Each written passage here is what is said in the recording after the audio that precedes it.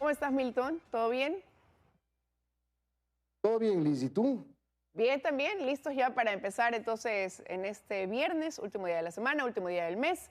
Contarles quiénes nos van a acompañar en breve. Ya en nuestro segmento de entrevistas estará con nosotros Francisco Briones, director general de Servicio de Rentas Internas. Con él, algunos temas que tratar. Para hoy se tiene previsto se emita una resolución que permitirá ya a los contribuyentes usar este nuevo formulario que permite ampliar el rango de deducción de gastos personales.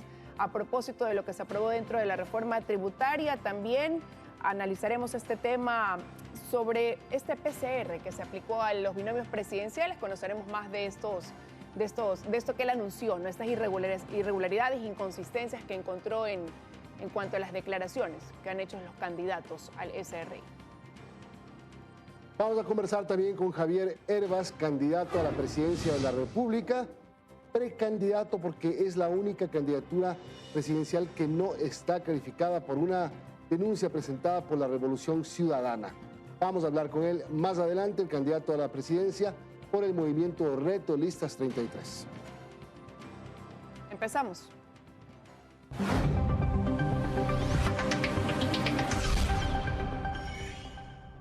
Bueno, anoche con 4 votos a favor, el Tribunal Contencioso Electoral aprobó la sentencia de apelación del caso seguido contra Javier Pincay, alcalde de Portoviejo.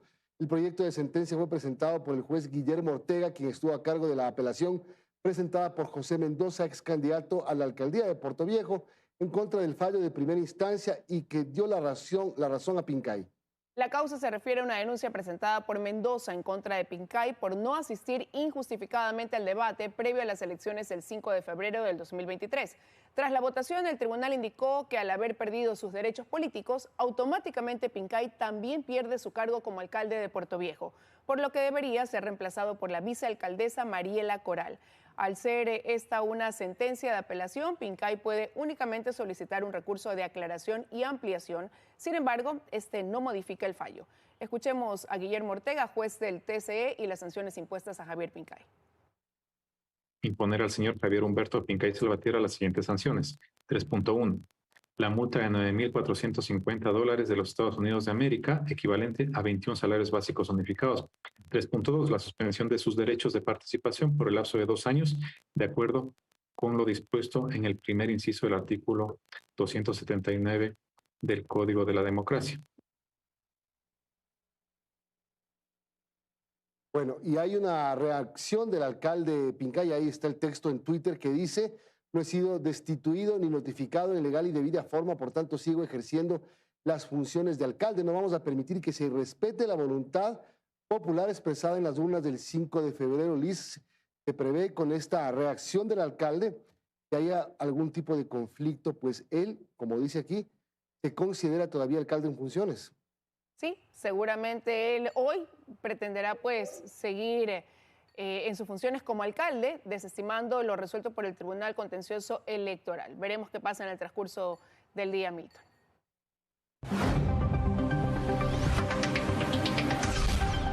Otros temas. De enero a junio de este año se reportan 6 veces más llamadas al ECU 911 por secuestros extorsivos en relación con el año pasado.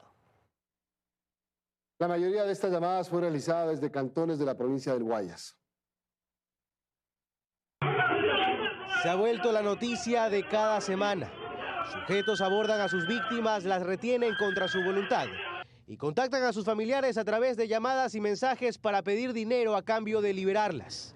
Los medios varían. Recibimos una llamada telefónica para una negociación de una motocicleta, lo cual resultó ser un engaño y procedieron al secuestro.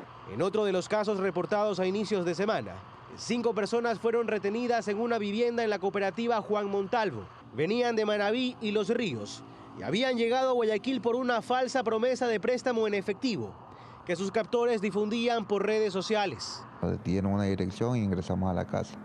Cuando ingresamos salieron 2 señores de un baño y nos apuntaron con armas y inmediatamente nos amarraron. También en las últimas horas se reportó la liberación de 2 empresarios italianos secuestrados en diferentes circunstancias. La unidad antisecuestro y extorsión de la policía maneja las cifras con reserva. Pero a finales de mayo se pudo conocer que desde enero esta unidad liberó a 69 personas, 56 más que en el mismo periodo de 2022. En uno de los casos reportados en las últimas horas, 2 sujetos pertenecientes a la banda Tiguerones fueron dejados en libertad, luego de que sus víctimas no pusieron denuncia. La policía confirmó que en los celulares de los detenidos hay evidencia de que iban también por otros comerciantes. Ellos ya tienen evidenciado qué personas van a secuestrar para ellos poder actuar. Aparte de Guayas, que concentra un poco más de la mitad de los casos, las llamadas al ECU 911 por secuestros extorsivos se han incrementado también en Santo Domingo, Los Ríos, Pichincha y Esmeraldas.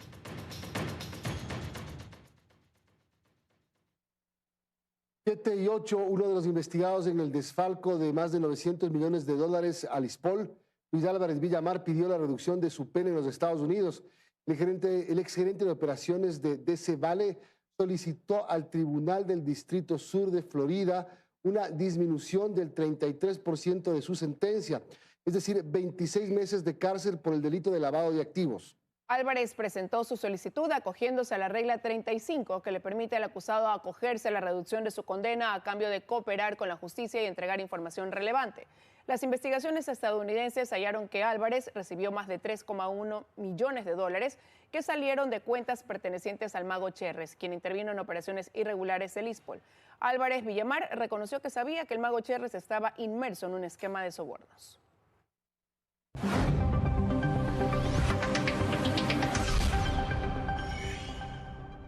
El Ministerio de Defensa y el Comando Conjunto de las Fuerzas Armadas dispusieron al Comando Operacional 5 de la FAE, la Fuerza Aérea Ecuatoriana, activar un puente aéreo de ayuda humanitaria hacia la provincia de Galápagos.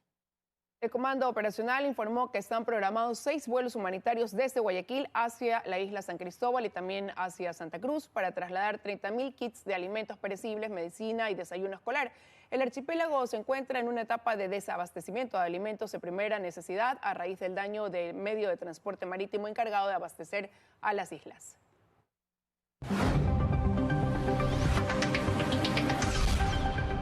Durante las elecciones anticipadas, el Consejo Nacional Electoral contratará un sistema de seguridad para las actas de escrutinio con el fin de que no sean manipuladas. Este es el segundo proceso electoral en el que se utiliza este mecanismo. Su contratación asciende a los más de $300.000 y se espera que en 15 días se conozca a la empresa que se encargará de este servicio. Esta tecnología brinda una identidad única a las actas de escrutinio y con ello se garantiza seguridad y transparencia. Mientras estos documentos son ingresados al centro principal de datos, pueden las diferentes organizaciones políticas y ciudadanas podrán monitorearlos. Avanza el proceso electoral y se va cumpliendo el calendario establecido. Que se espera en los próximos días es que los miembros de las juntas receptoras del voto sean notificados, Milton. Para estas elecciones presidenciales y legislativas, los vocales de las juntas receptoras del voto tendrán que publicar al final de la jornada del sufragio el número total de electores que depositaron su voto en la mesa.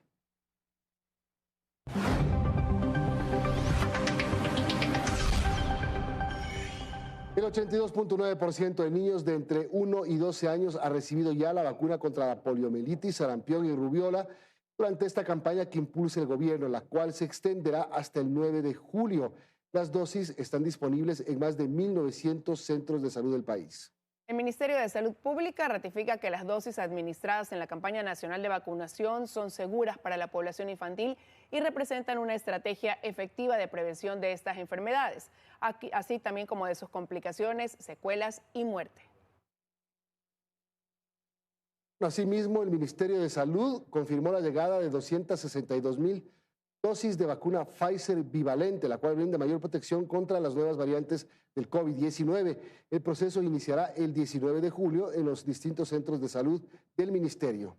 Se va a priorizar la vacunación al personal de salud, adultos mayores y personas con condiciones graves que cumplan con el esquema primario de vacunación. Para noviembre se espera la llegada de un nuevo lote.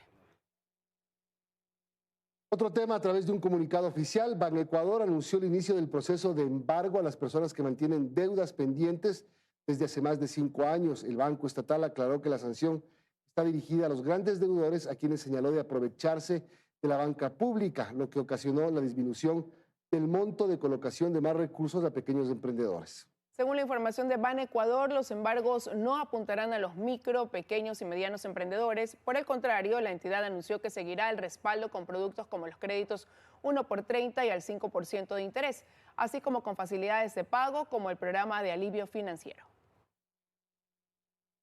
7:13, hacemos la primera pausa y regresamos con más noticias.